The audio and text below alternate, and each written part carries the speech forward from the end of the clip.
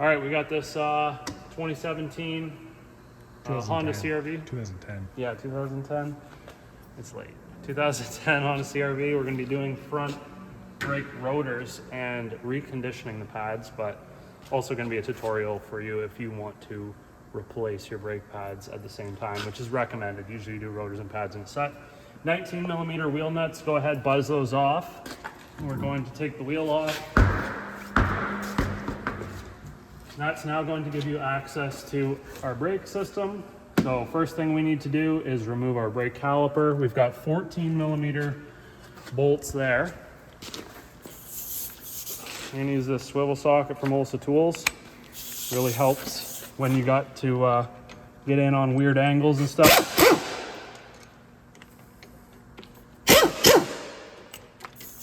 And then once we get that off, we can hang our brake caliper with the appropriate tool. Just like that. And we want to remove our cradle now that holds our brake pads. That's going to be a 19 millimeter.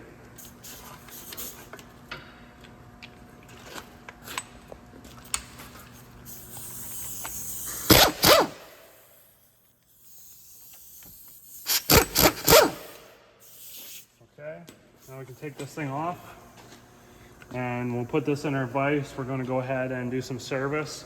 Before I get onto this though, we're going to remove the disc. If you're replacing the disc, just hammer it. Doesn't matter if it gets messed up, but if you need to save the disc for whatever reason, you want to take it off, stick like a 2x4 in behind it, hammer on that rather than the disc. All right, I like to just start a nut on there, just a couple threads, so when I hammer the disc doesn't go flying off. But we're just going to hit it back here. Safety glasses. First try, no warm up. Disc off. Now we want to clean this hub before we put the new disc on. This surface needs to be nice and clean, no rust. You can see the rust buildup that's in around there. If you just leave it like that and put a new disc on, there's a good chance that the disc won't sit perfectly true onto the hub, and you can have excessive run out where the brake pedal will pulsate when you're slowing down, and it's just not good, so we don't want that. Let's get that cleaned up. Okay, I just use this roll-lock cookie. Goes on a grinder. You can buy them on Amazon or whatever. And they work super awesome for taking rust off without hurting the metal underneath.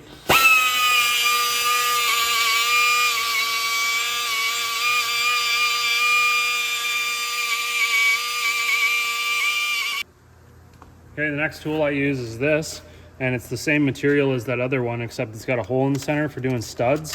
So goes through that, go around and do all of them. Works really nice. And then to finish it off, I actually just use like one of these wire cup brushes. You can pick these up pretty much anywhere. And I usually try to get in there. I'll also do like that as well and get that all cleaned up nice. And another spot, once you get this all perfect, is these ears right here where the caliper bracket bolts to the knuckle. Pretty important to get that cleaned up. We want that to sit perfect, and obviously don't want the bolts coming loose and stuff. So I'm gonna get this cleaned up, these cleaned up. I'm also gonna clean this brake caliper too. You can see all this heavy rust scale that's built up on here, and also on the pistons as well. This is pretty much how your calipers will seize. All the rust will build up in here, gets past these rubber dust boots, and once it gets into the piston bore, that's it. It usually jams up, it's game over. So I'm gonna clean that up all nice, and we'll head over to the bench, I guess. Once I get it cleaned up, we'll deal with that bracket.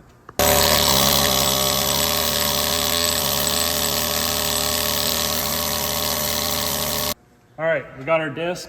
Now, most discs, they're gonna come with some oil on them in packaging. And the reason they do that is just to keep them from rusting when they're sitting there on the shelf. So we're gonna go ahead and wash that off with a little bit of brake cleaner or parts cleaner. And then we're ready to install onto our hub. Make sure that's all dried off nicely there.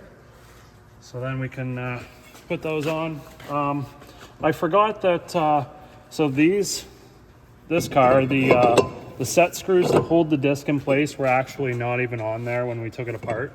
So that's something you're gonna have to deal with before you hammer it off. Forgot to tell you that.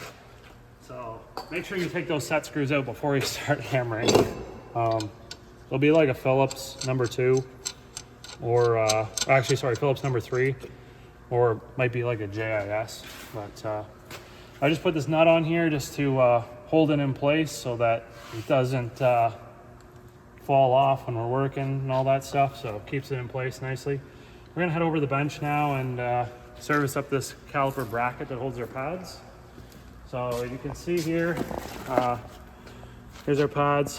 This one's completely seized in place, which is typical of rust. So that one came out nice. And these pads, you can tell, like, they're really good, really meaty. We want to save them, so we're going to recondition them. So I need to get this out of here without damaging it. I'm just going to work it back and forth, hopefully get it out.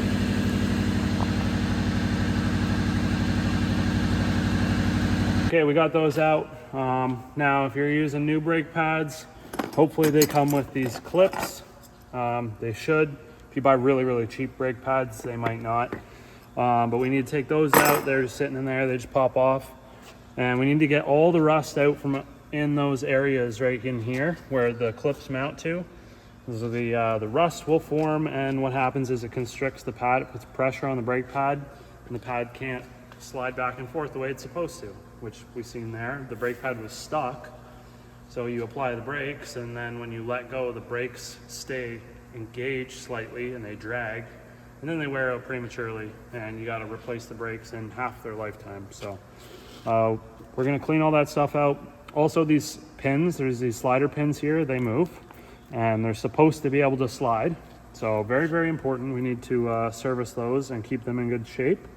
Luckily, these ones still slide, but you can see all the rust that's starting to build up around these rubber seals right here. So I'm gonna go ahead and pull these out, and you'll notice that one pin has a rubber on the end of it and the other one doesn't. So just make note of where the rubber is on your bracket when you take it apart, and that they go back in the same spot.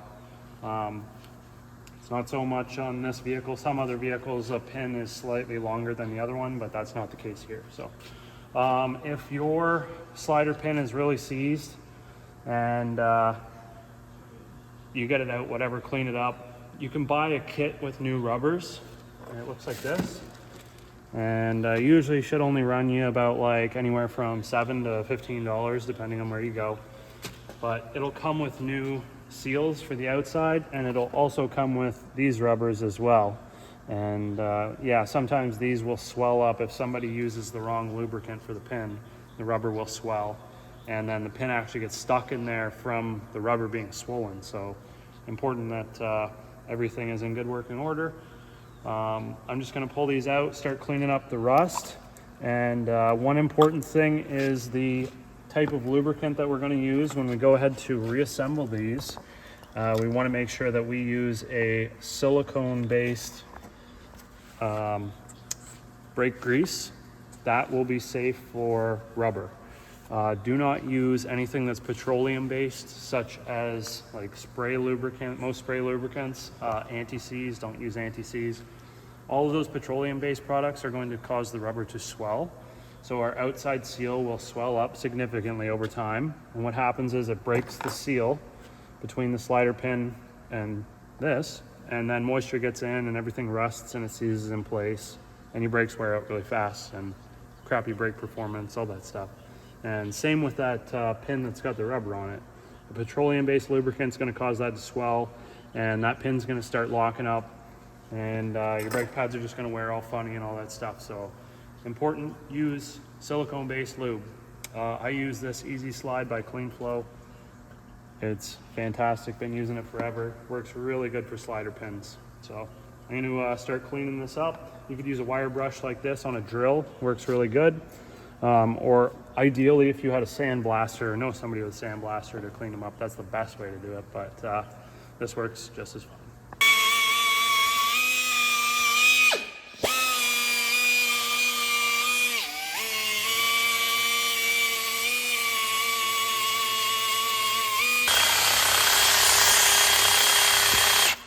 All right, so we've got everything cleaned up as far as the contact points.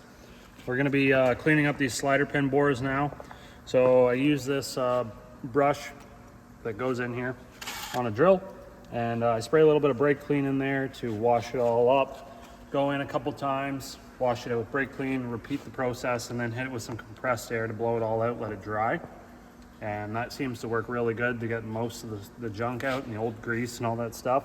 We want these to be very, very clean. And then once I get these cleaned up, we're going to go ahead and recondition the slider pins and make sure that they are nice and clean. So I'm going to get to it here.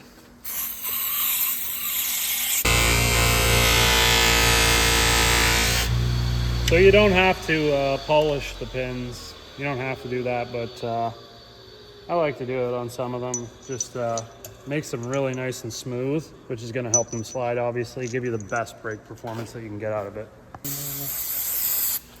Skin, just using some brake cleaner here, washing all the crud and junk out of these boots. We're going to reuse them. And if yours have any rips or tears or holes, or they're swollen and they're too big and they won't seal, get new ones. So it's very important that these seal and do their job. All right, so we've got, I just put a little bit of this brake lubricant on the pin, putting it in and out a couple times, and just make sure that the bore is nice and lubed up before we go ahead and put this in. I'm gonna put a little bit more lubricant around this groove here. And then I'm gonna go ahead and put our clean rubber in place. And that's just gonna ensure that we have a nice seal and we don't have any moisture getting in. Spin it around a couple times. And I'm also gonna put a little bit of lube just on that recessed section of the end of the pin in there. And that is also where this portion of the rubber sits in and seals against. So now we can just slide this in here. And that's pretty much it. We just work it back and forth, make sure that we're good to go and that it's sitting here. If you put too much lube on there, there's a good chance that you're going to get an air pocket build up and trapped in there, and the pin's going to want to constantly push itself out, and we don't want that. So just if it's doing that, wipe a little bit of lube off and then reassemble and try it again. And that's pretty much it. So I'm going to do the other side now. We'll get that set up, and then I'm going to recondition the pads. Maybe I'll show you what to do if you're just looking to clean yours up. Okay, so I'm just using some of this honey goo by Clean Flow. Takes the sting out of rust. It's actually just like a surface guard kind of deal. So I just spray it on there. It's going to keep the rust from coming back, kind of keeps it at bay. And then we've got our clips. Take your new clip, put it on here.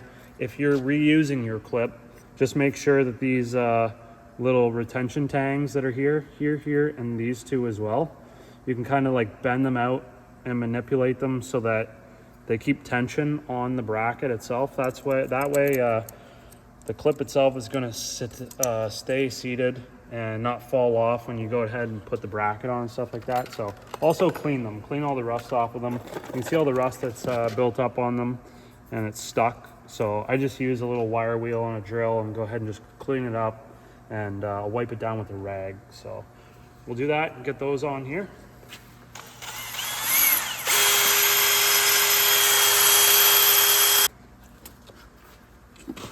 Okay, so we're gonna recondition these pads. You can see that there's these slots in the center of the pad, and those are gassing channels, so that when you're slowing down from really high rate of speed, there's a gas that'll form between the disc and the pad, and that needs to go somewhere, so it acts as a vent.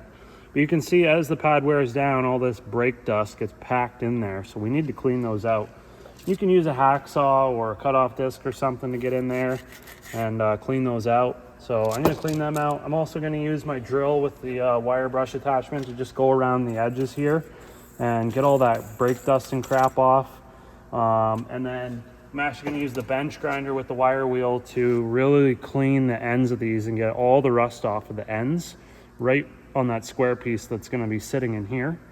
And then the last thing I'll be doing is just resurfacing them on this 40 grit sandpaper. And that's going to give us a nice smooth finish for our new disc brakes. So I'll get started.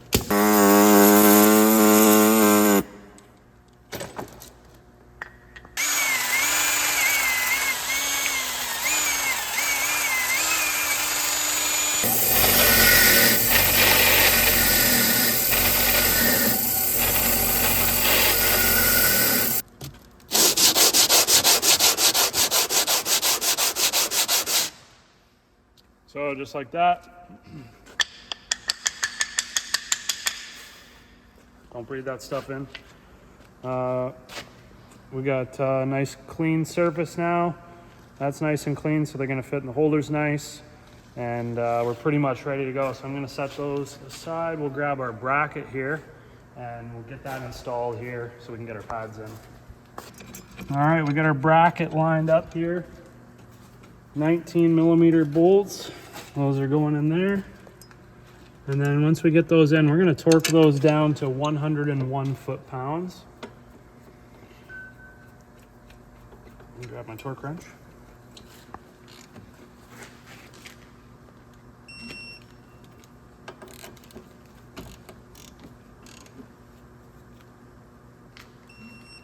All right, so now we got that torqued up.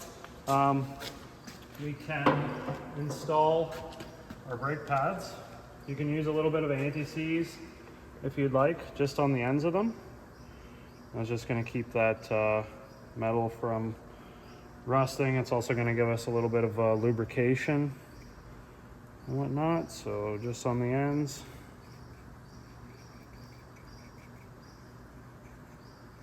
And we'll go ahead and put those in. So the one with the squealer tab, I like to put that one on the inside. And then get those lined up. Oops, I might do the outside one first. Okay, so we got our pads in there. I'm gonna go ahead and push these brake caliper pistons back in. Now, if you're reusing your brake pads, you don't have to do this. But if you're putting new brakes on, then you do have to do that. So I'm just gonna show you how to do that. You can use channel locks like this. And there is also a tool specifically for doing this, but I'm just gonna use channel locks. Works just fine. Just take your time, allow it to push back. Don't ram it. If you want, you can put a little bit of anti-seize just where these fingers are gonna contact the pads, and it might just help prevent squealing or any sort of brake noise. So anyway, just go ahead and put those, put that caliper on. And get our bolts started here. The 14mm bolts. And once we get those on, we're gonna torque this caliper down to 37 foot-pounds. I gotta get a wrench to hold that because it keeps spinning. You can see that the pin just keeps spinning, so I need a wrench to hold that. Okay, we got these really skinny wrenches that are meant for this. They're actually made by Olsa Tools.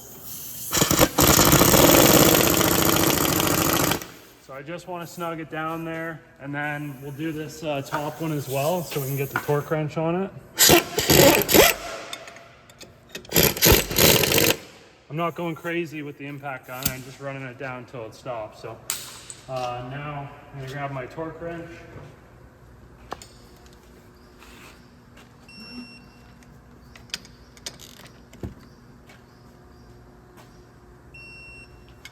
Okay, those are torqued up. And we can take this nut off now. If you want to apply some anti-seize just around the center of the hub, you can. It's really gonna help keep the wheel from getting stuck on there from corrosion and rust and stuff like that. It's kind of a good practice to get into. Just watch you don't get any on the wheel studs. We just want just on the disc. Keep those wheel studs clean and dry. And before we put our wheel on, we want to make sure that the mating surface of the back of the rim is clean. And very, very important so that your wheel nuts don't come loose. Sometimes that can happen. The corrosion or whatever will shift and settle over time as you're driving, and the wheel nuts can actually come loose. So we'll go ahead and throw this up on the car now.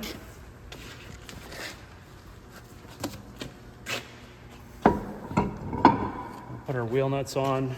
Once we get these wheel nuts on here, we're going to torque them down to 100 foot-pounds.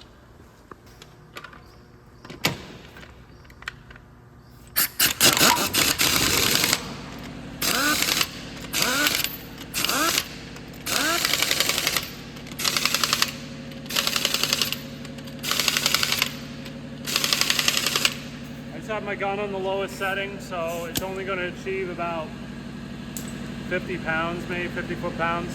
So that's tightened on. Have the vehicle lowered down, obviously, when you go to do your final torque, but you're going to do a 5-star pattern. And like I say, torque goes to 100 foot-pounds. Drive the vehicle for 100 kilometers or 70 miles or whatever the conversion is, and retorque your wheel nuts, make sure that they are tight. Now, if you're doing a replacement and you've pushed the calipers back, there's one other crucial thing you need to know, and that is that you need to pump the brake pedal before you put the car into drive or reverse. You can start the engine, but just make sure you pump the pedal a bunch of times so that the caliper seats and that you'll have brakes, because if you just hop in the vehicle, start it, and put it into drive or reverse, you're gonna hit the pedal and it's gonna go right to the floor, and you're gonna have to pump it a bunch of times before the brakes actually start to hold the car. So it could be very dangerous. So make sure you pump that pedal. That's pretty much it. I think if you have any other questions, throw them in the comment section below. I'd be glad to answer any questions you have. Hopefully you liked the video. Hopefully it helped. Give it a thumbs up. Subscribe for more content, and we'll see you in the next one.